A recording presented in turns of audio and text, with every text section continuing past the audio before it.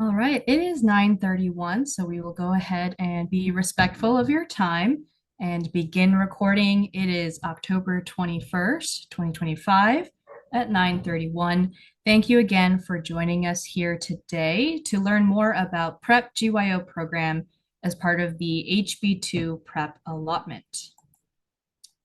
To introduce myself, my name is Ruth Yet, and I'm the manager of teacher apprenticeship. I will be presenting today and Thursday on this Prep GYO program. A few other staff to mention for this particular webinar include Melissa Yoder, Division Director of Educator Quality, and Dr. Jody Moody, the Director of Apprenticeship.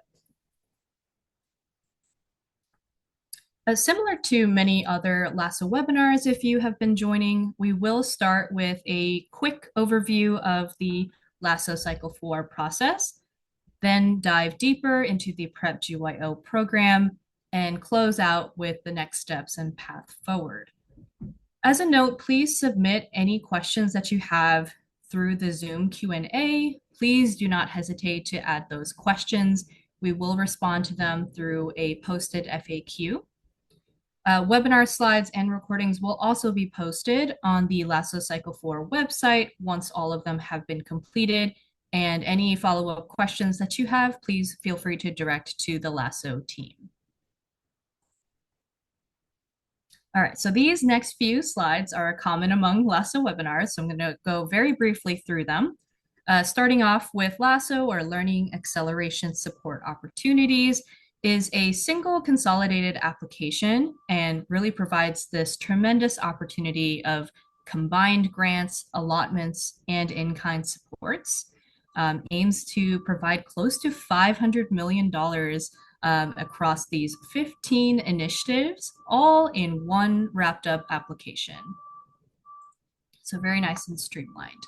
You may have heard this a couple of different times in various webinars, or in just outside this context as well, that the LASO prep allotment is an entitlement, which differs from a grant. So for allotments, all school systems are selected for funding for those that meet the eligibility criteria and can commit to the statutorily based requirements. So school systems do not need to reapply. It is this steady stream of funding. And of course, school systems will be subject to periodic review, ensuring that fidelity of program implementation, but it is not a competitive application as you often see with grants. LASO is anchored in, as you see here, the 4 learning acceleration strategies. For the purposes of today, we are going to be focusing in on this education and training, looking at the support of talent pipelines, supporting teachers. As named, the prep allotment falls under this education and training category. So you see here the several different programs. Additionally, I want to name there is that Texas Strategic Staffing for Residencies grant, which pertains to the prep allotment, is a competitive grant, so only a limited number of school systems for that particular grant.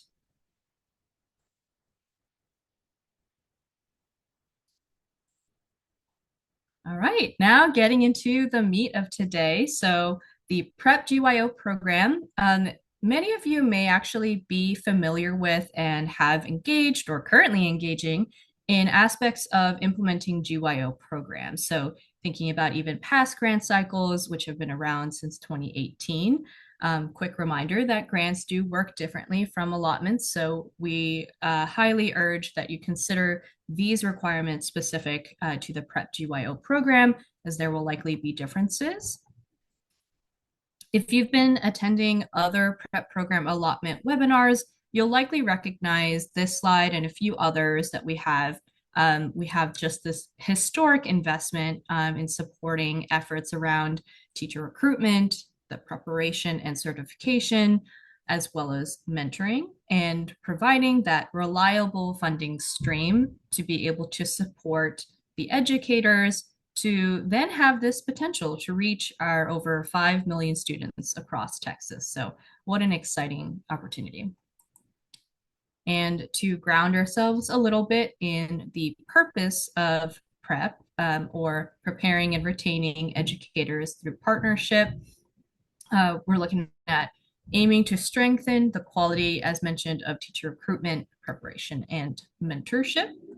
And we have here the 3 different partnership programs: residency, grow your own, and mentorship, with the opportunity to be supported by the Texas Strategic Staffing for Residencies grant.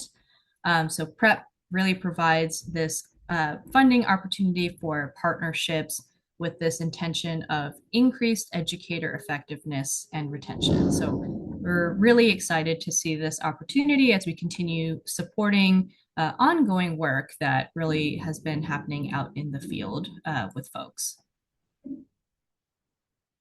Something to note for this current LASO Cycle 4 application process, I've already kind of peeked a little bit that there are the 3 PrEP programs available. We've got GYO for recruitment, residency, pre-service for preparation, and then mentorship.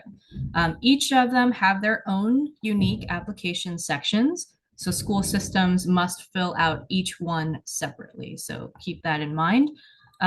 Within preparation, you will also see that the PrEP allotment has the opportunity to support some other pre-service programs, so traditional and alternative certification.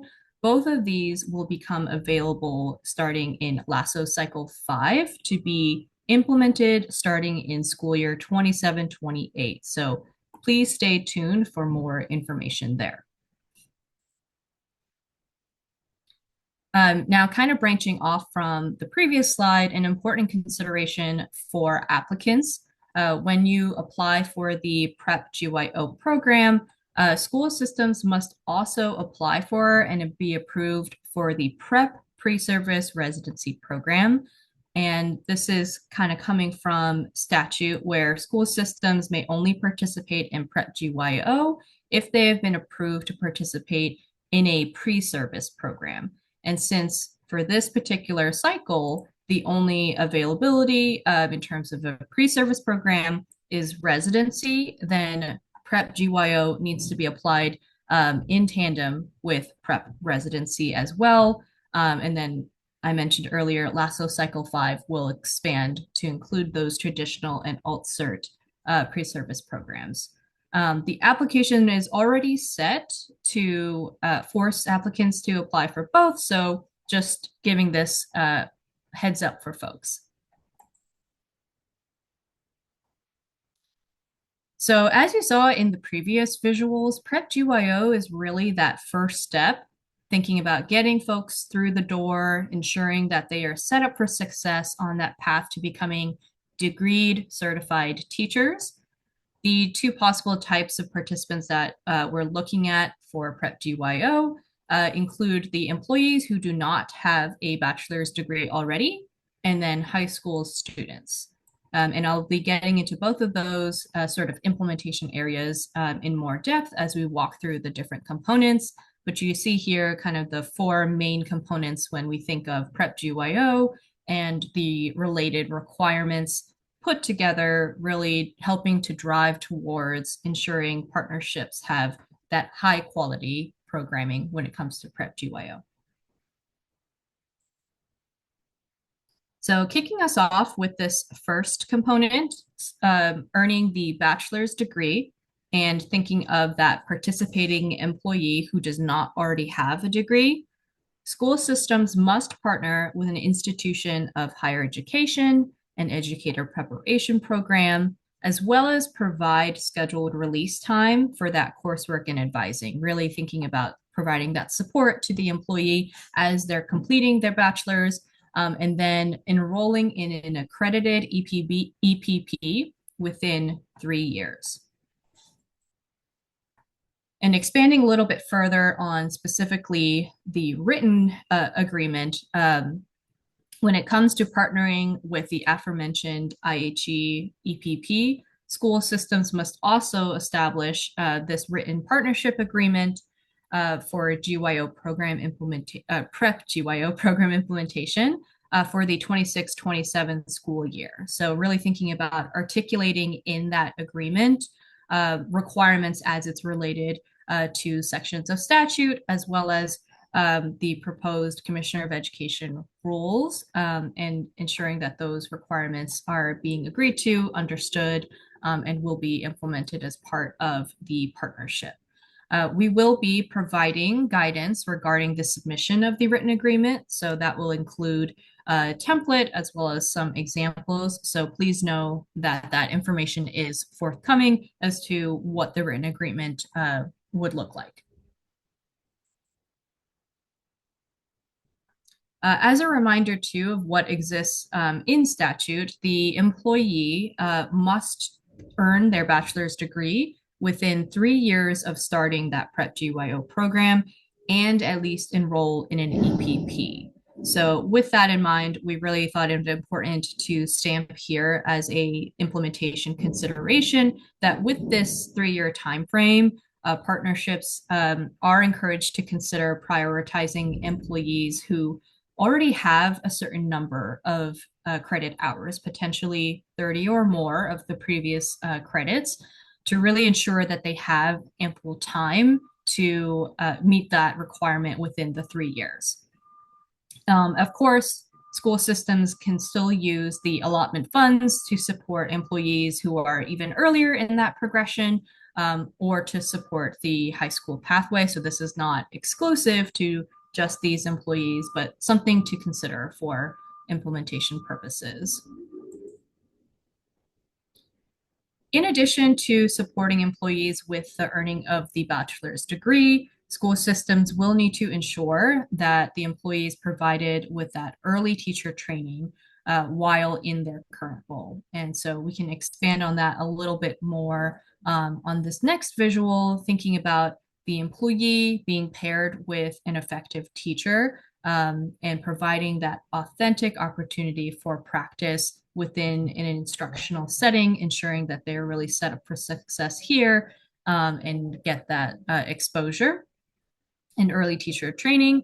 All of this occurring in alignment with the educator preparation standards and coursework, something that partnerships may want to consider for program implementation purposes. The next component is diving into that other type of participant that I mentioned earlier, the high school student. So in thinking of growing our future educators from within our own school systems participating in Prep GYO may wish to also implement or even continue implementing a high school education and training CTE pathway, similarly providing that early teacher training and practice opportunities for those students to really get that practice, get that exposure, and build their interest in the teaching profession.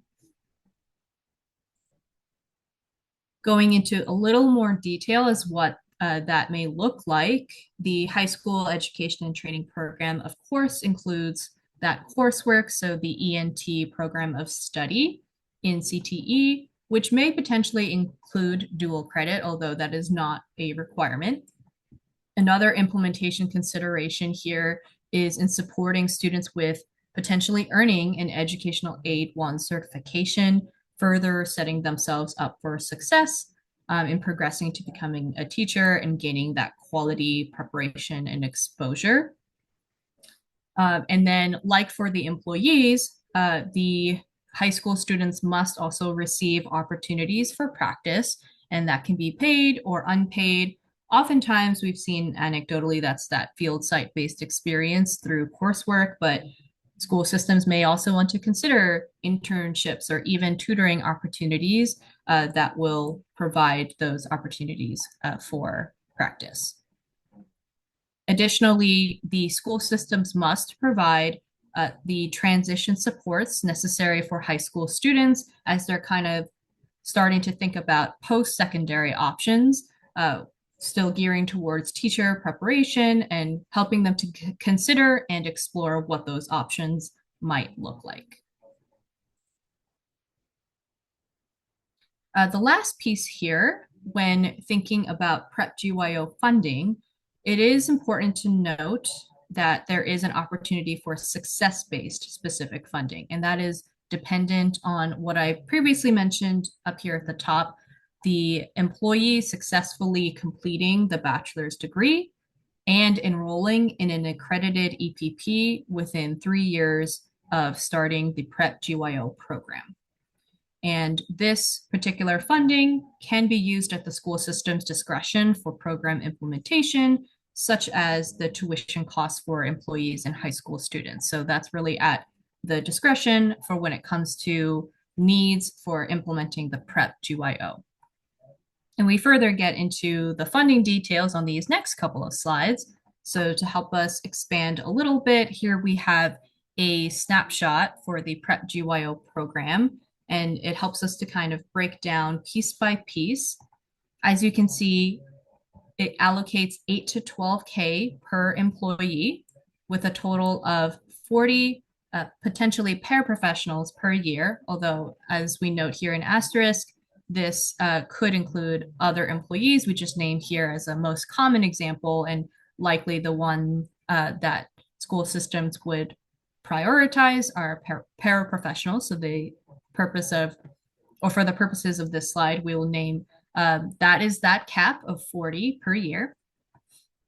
All funds flow directly to the school system, and that is broken out with the two buckets, the initial funding and then the success-based funding. So 50% upfront, 50% based on success. So minimally for the initial flow, school systems will receive 4K per employee who begins that GYO pathway. Based on the high needs rural factor, there could be an additional 0 to 2K per employee. Success-based funding is, again, after the employees have successfully earned their bachelor's degree and enrolled in an EPP, so the school system will then receive the remaining balance after that successful completion. As I named on the previous slide, the PrEP GYO program really allows for that broad use of funds pertaining to PrEP GYO program implementation. So some potential uses that we named here, I named tuition costs earlier. It could also include some wraparound services, really providing that structured advising. So we kind of see these components highlighted in the icons here. Supports for release time so that the employees can complete their coursework. Supports for the high school pathway and any other related costs as it pertains to PrEP GYO. Getting us into the nitty-gritty of the math behind the funding, we can break it down into these components here: the multiplier, the base, multiplied by the number of employees, and to calculate that total allotment. For the multiplier, there is, I mentioned already, the increased funding based on high needs and rural campuses. So each campus will have their own unique high needs rural factor and will impact that total amount generated. So that is something to note is the placement of the employee will have a direct impact on what that sort of multiplier will look like. For those who are familiar with the TIA allotment formula, this is a similar concept. So if you know how that works, that's a helpful starting point. When the multiplier is added to that base of 8K, the total will then be generated based on how many employees with the cap of 40 for each school system. So further emphasizing here, the allotment is generated based on the number of employees. So if a school system has 0 participating employees, they will not generate an allotment. But if a school system has at least 1 employee, they will generate the allotment, and that funding can be used in the ways that were mentioned earlier, including supports for the employee and supports for the high school programming. And then that generates the total allotment. As a reminder, 50% is that initial funding flow for the 26-27 school year, and then the remaining are 50% will be success-based. To help us kind of see a more simplified example of just how the funding can be broken down, we have here an example of one school system that has 3 campuses. And of course, this is highly simplified, so it will probably not look like this, but the 3 campuses each have their own high needs rural factor. So in this particular example, we see campus A with 2, campus B with 3, C with 4. Again, most likely the numbers will not shake out this way, but just for the purposes of today. Then the school system has the employees placed based on there's 20 at campus A, 10 each at B and C. And that gives us that total cap exactly of 40 employees per school system. Now, once that is all calculated out with the factor, multiplier, the base, and then the number of employees for each one, we've got campus A has the 200K, B 110, and C with 120. So as the school system total, you see here 430K. And of that 430K, we break it out into the 50%, initial flow 215, and success-based 215. So if the if all of the 40 employees successfully earn their degree and enroll in an EPP within the 3 years of beginning the program, then the remaining half will flow.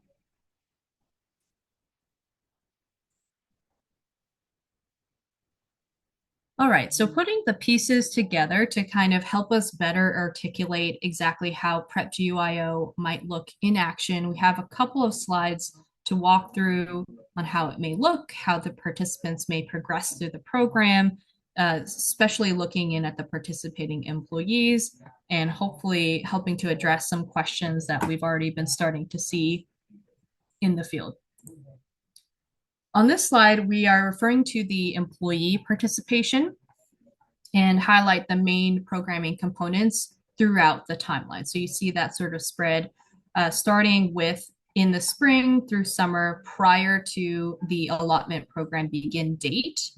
The school system confirms the participating employees and where, what campuses that they are placed at. So for this particular cycle, this is the equivalent of the upcoming spring, summer 2025 in anticipation of the 26-27 implementation. And then in that 26-27 implementation, the fall of year 1 is where we see participating employees begin the Prep GYO program. So that's the start of that clock for the 3-year timeline for when it comes to success-based funding. The school system, as previously mentioned, must provide a job assignment that is including instructional support for that employee, completing the program while still in that role. And then, as you see in this next box here, during that time, the school system is providing the supports as already named scheduled release time, practice and instructional setting, on-the-job training, and the length of time that it takes for that employee to receive the supports and complete program requirements may vary, of course, up to the 3-year as required. So it could actually take less than that, or it could take up to the 3 years. And then by the end of year 3, the employee completes their degree and at least enrolls in an EPP. And the school system must provide transition supports for helping that particular employee satisfying teacher preparation requirements. So we sort of see here capturing all of the different elements and sort of what the timeline might look like.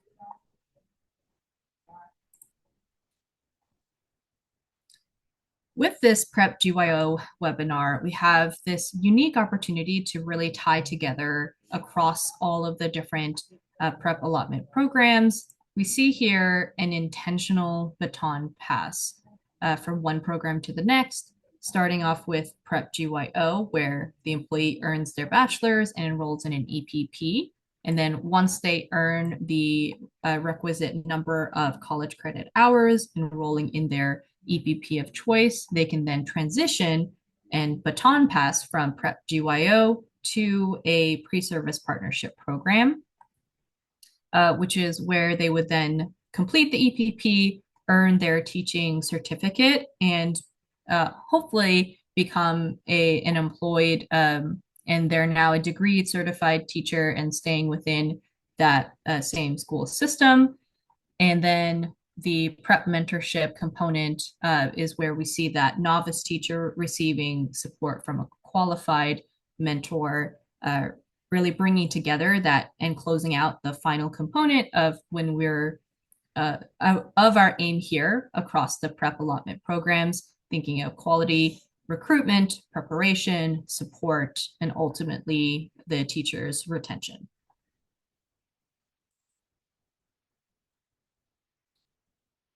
So, diving a little bit deeper, providing a visual of what could happen with an employee's progression, and also kind of thinking about that baton pass piece, wanted to specifically highlight for prep GYO and then transitioning to a prep pre-service program such as residency.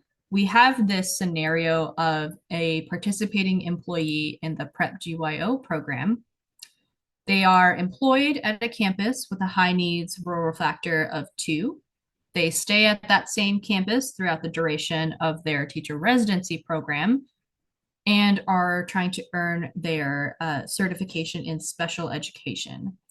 So that sets the scene a little bit. And prior to the Prep GYO program, the employee previously worked as a paraprofessional and already has 30 credits from a local community college, kind of signaling us back to that slide earlier where we mentioned possibly prioritizing those who already have those college credits, and thinking about who's going to be the most set up for success to fulfill within the 3-year timeline.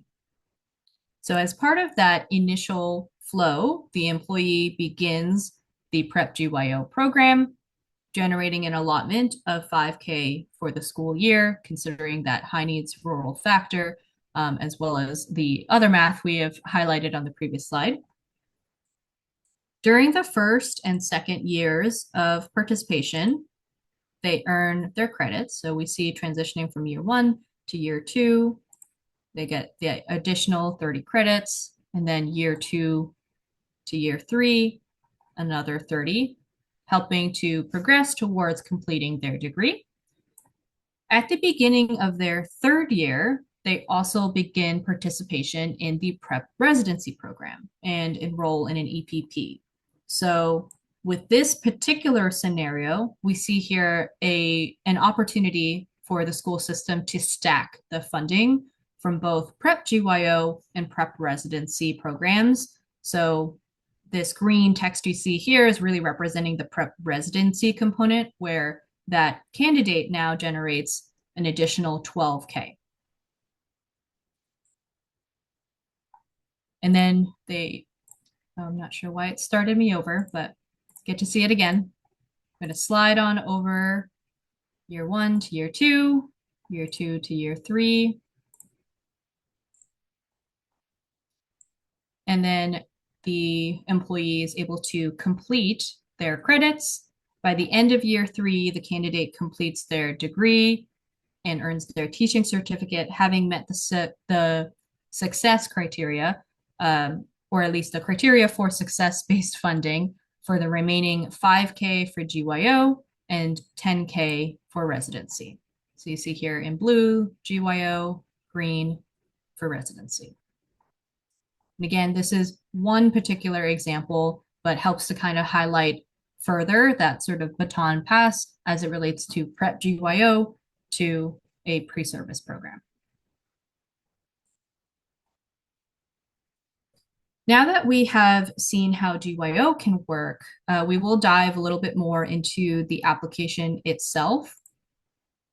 As mentioned in a lot of, or in the other prep allotment webinars, I will reiterate that all school systems are eligible to apply for the PrEP programs and are subject to the statutorily based funding caps that are described in the program's guidelines.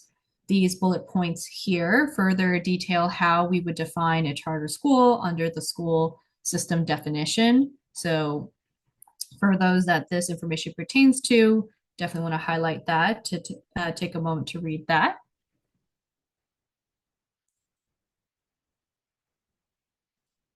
And the next two slides will go into more specifics on operating partners and adult charter schools. So starting with 1882 operating partners, they're also eligible to apply and are subject to the same statutorily based funding caps based on the program's guidelines. Applications are distributed via unique links, which is a little bit different from the sort of standalone school system. When it comes to the written agreements, since FSP flows to the partner district, the operating partner should have this additional layer of a written agreement to document how those allotment funds are generated through the partnership and how it will be spent. And more guidance is forthcoming on that. Adult charter schools in particular are ineligible to participate in PrEP GYO. And kind of as that note here, we see this is because of section 21902, which requires PrEP pre-service programs to place the teacher candidates in pre-K through grade 12 classrooms.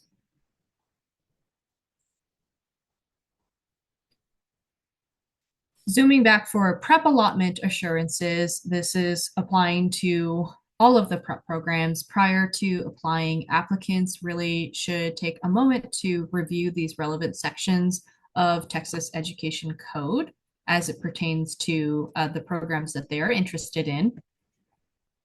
We are asking folks to be able to review the PrEP definitions, the pre-service programs, for the case of this PrEP GYO webinar, definitely the PrEP GYO one, the program standards and performance goals, and then all of the funding specific information for PrEP program allotment in 48157. As a note, TEA anticipates posting rules for public comment during the 25-26 school year, so likely that is coming up pretty soon, and will become effective prior to the 26-27 school year in anticipation of program implementation. In addition to those PrEP allotment assurances, applicants should also consider PrEP GYO specific assurances. And there's just a few here. So we've already sort of tapped on this previously, but the sections of Texas Education and Texas Administrative Code are the parts to note in terms of PrEP GYO program requirements. As mentioned, school systems must form a written agreement partnership with the clear expectations for when it comes to the program and processes and supports that are available for the participating employees and, if applicable, the high school students as well. And lastly, the school systems will need to be able to appoint a school system representative to ensure that they are engaging in all of the required PrEP allotment and PrEP GYO program communications, really ensuring that there is that point person.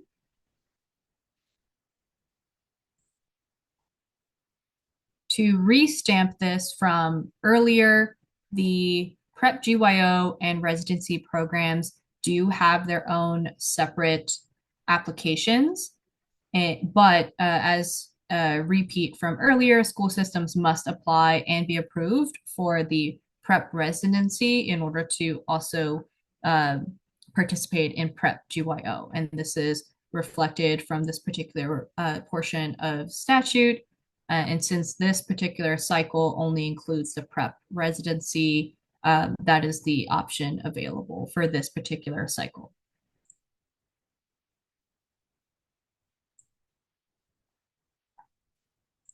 Now, I sort of hinted to this earlier, this concept of reporting, program monitoring, when it comes to allotments. But for the sake of reporting and monitoring, we want to ensure that we're able to accurately calculate those allotments for each school system. So at minimum, TEA will be requiring school systems to submit annually the following information that you see here. So capturing information such as the prep program participants. In the case of GYO, that will be the employees, as well as submit the campus placements. We mentioned that high needs rural factor is really dependent on where the employees are being placed. Report on the spending, and then we will have some requirements, and that information is pending, or at least the specifics are pending in terms of the related perception surveys about program implementation. So helping us to kind of see into perceptions of those who are participating. And all of this in summary to help ensure that there is clear documentation in our data systems.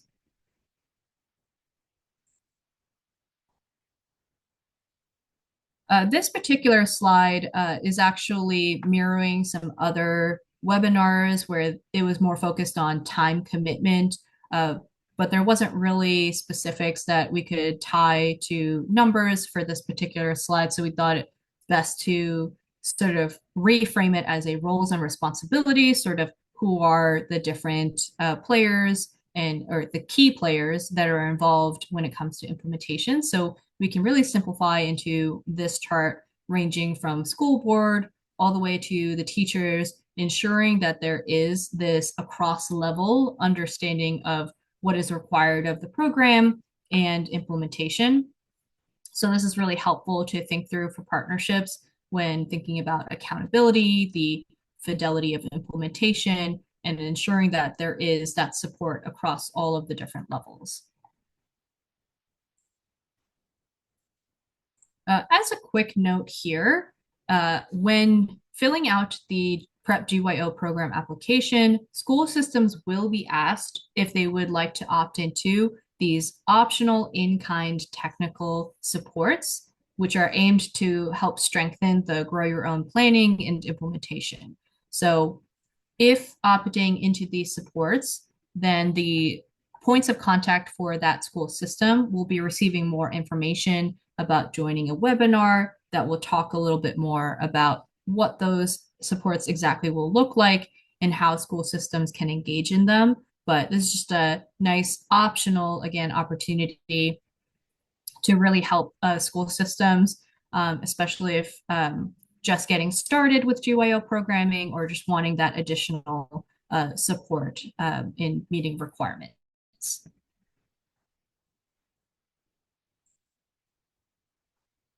All right, we've now reached the section where we're going to be closing out with next steps and the path forward.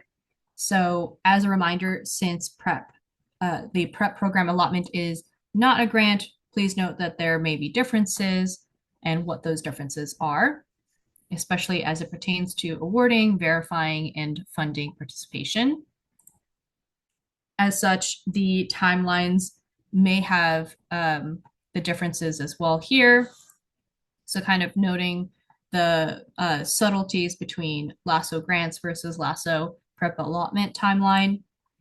And to kind of give more of a snapshot here, we're currently in that application window, engaging with the webinars and aiming to have the FAQ published in early November, with the office hours happening next week. And we anticipate the award announcement February 2nd. Since this is an allotment, there is no e-grants process. And we will be conducting prep program verification of participation sometime around April to May, and we'll be announcing those dates shortly. But that is a major component that is different to note.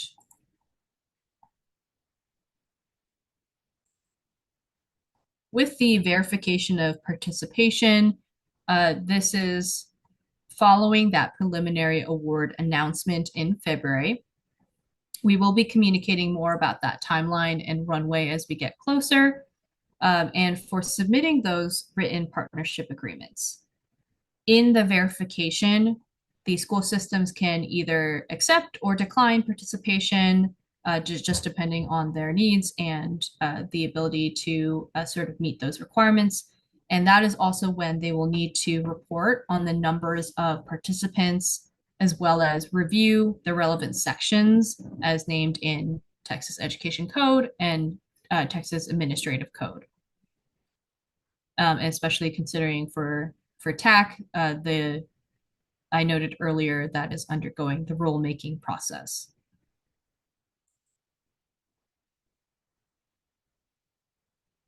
Further stamping, Prep GYO has this in common with the Prep residency that participating school systems will need to submit written partnership agreements to TEA by the dates requested. We are going to provide more guidance and examples at a future date, but these are really intended to help support your school system and partners, ensuring that you're implementing the requirements outlined in statute and rule. And I mentioned this previously, that school systems will need to verify the participation and submit their written agreements, which TEA will be providing some more guidance on. Some other key reminders: school systems must submit their application by December 3rd.